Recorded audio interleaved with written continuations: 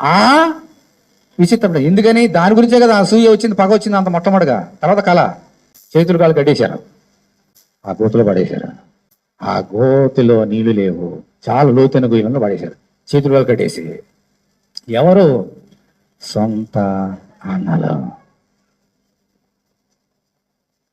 యోసేపు నోట్లో నుంచి ఒక్క మాట వచ్చిందమ్మా, గోతులు పడేస్తే. నేనైతే ఏంటి ఇంత అన్యాయం చేస్తున్నారు, మీకేం అన్యాయం చేశారు, ఎందుకు పడేస్తున్నారు, అది చేసేవాడిని. మొత్తం చుట్టూ ఉన్నవారు ఎవరు లేరు అక్కడ, వాళ్ళు తప్ప.